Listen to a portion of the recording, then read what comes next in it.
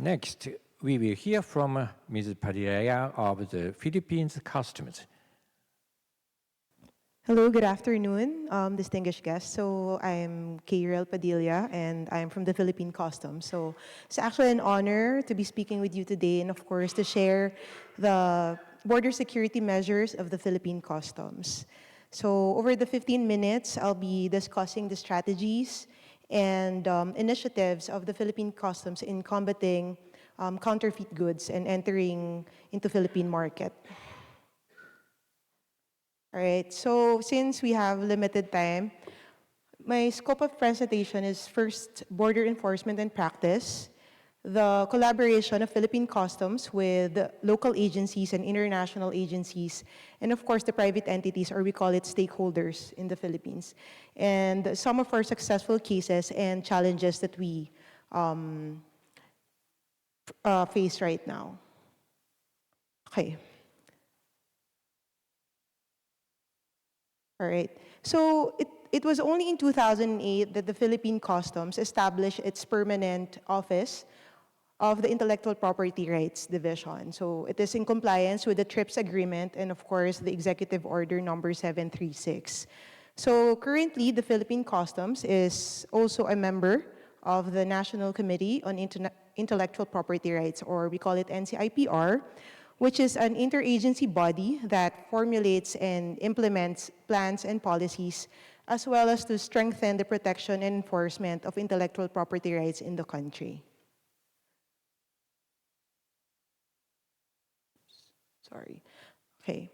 So the Philippine Customs Intellectual Property Rights Division has its own operational program. So in this way, we actually were able to seize billions of pesos of counterfeit goods. So how do we do it? We do this for the APSO, the awareness, protection, stakeholder, and official registration.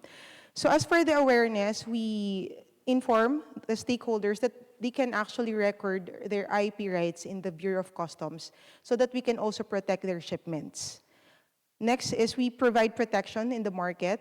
So by implementing alert orders is issued by the district collectors or the commissioner of customs, so that if there are any derogatory information that the shipment contains infringed goods, we will be verifying it through 100% physical examination. And for the stakeholders, we encourage stakeholders in the Philippines to record their IP rights with the Philippine Customs so that motu proprio, we can actually verify all the shipments. And we also encourage them to collaborate with us, such as giving us trainings like product identification, so that our frontliners, especially the customs examiner, will be able to identify which is the counterfeit goods. Okay, so let's go to the recordation of IPR. So as I previously discussed, in the Philippine Customs, we actually have an IPR registry where IP holders in the Philippines record their intellectual property rights. So the Philippine Customs monitors and inspects on its own initiative suspect imports to determine whether the shipments are liable under the Republic Act number 8293 or the intellectual property rights.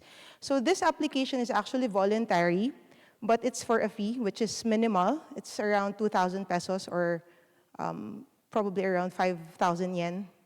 So it's very minimal, and it's valid for 2 years. So the Philippine Customs can actually protect one's brand by recording it with us. So in 2024, the Philippine Customs issued 47 customs memorandum circulars with 192 IPR recorded. And currently, from January to August, we have 150 IPR recorded in the Philippine Customs. Okay, so as you can see in the table, we have the 5-year comparison of the intellectual property rights seizures, which emanated from port seizures and letters of authority.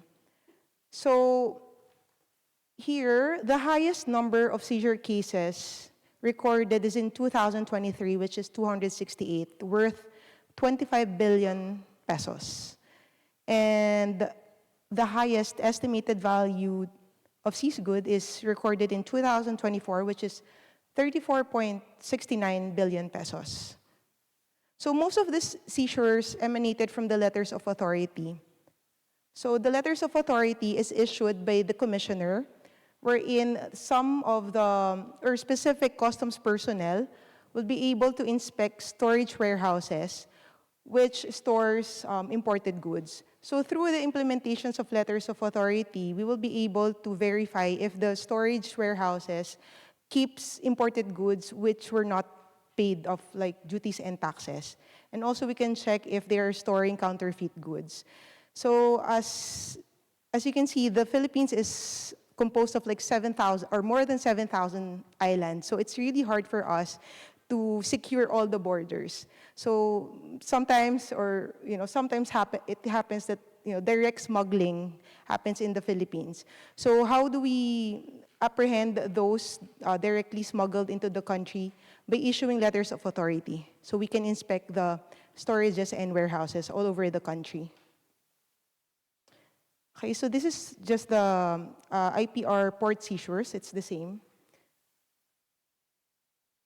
Okay, so from 2021 to 2025, the Philippine Customs recorded the highest IPR seizure in 2024, which is 36.95 billion pesos. So one of the largest seizure happened in Manila. So it was in 2024.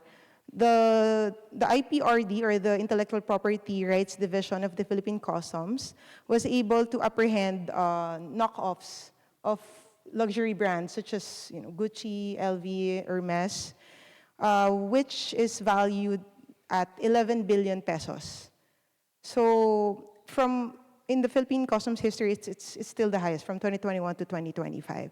And most of the items that were found in this storage warehouse originated from China and Bangladesh. So most of our seizures, actually, the counterfeit items, especially the clothing and bags, were from China and Bangladesh. Okay. So we'll move forward to the collaboration with national agencies and private entities. So, as I've mentioned earlier, the Philippine Customs is part of, or is a member of the National Committee on Intellectual Property Rights. So currently we have 15 agencies, law enforcement and regulatory agencies, which are members of the National Committee on Intellectual Property Rights. So it's actually the Intellectual Property Office of the Philippines which leads the IP enforcement, policymaking, and public awareness. So this committee convene every month so that we can share information and, of course, best practices in able to enforce IPR and to conduct law enforcement operations. So usually we collaborate and we actively participate in the meeting so that if they have derogatory information or if they receive international information from our foreign counterparts, we can apprehend these shipments entering the Philippines. Okay, so I'm just sharing the photos of our first Intellectual Property Rights Summit. So a lot of brand owners joined this Intellectual Property Summit. So we also have product identification seminars during this time. Okay, so this is from, I think, cigarette brand. Because also in the Philippines, there are a lot of counterfeit cigarettes that enter into the country. Most of the counterfeit cigarettes are coming from the southern part, which is Malaysia, Indonesia. Okay, so also this, some pictures. Okay, so what are the successful cases and challenges of the Philippine Customs? So I'm honored also to share with you all that the Intellectual Property Office of the Philippines recognized the Philippine Customs in April, just this year, for its efforts in enforcing intellectual property rights. So the Philippine Customs received a citation for attaining the highest number of seizures in the National Committee on Intellectual Property Rights. during the Gawad Yamang Isip Awards 2025. So I mentioned earlier that it was in 2024 that we recorded the highest value of seizure, which is 34.69 billion pesos. So it actually made the Philippine Customs the leading contributor to the overall confiscation of intellectual property rights infringed goods in the Philippines. So this 34.69 billion pesos represented the 85% of the total 40 billion seized by the National Committee on Intellectual Property Rights. So, okay, let's go now to the challenges.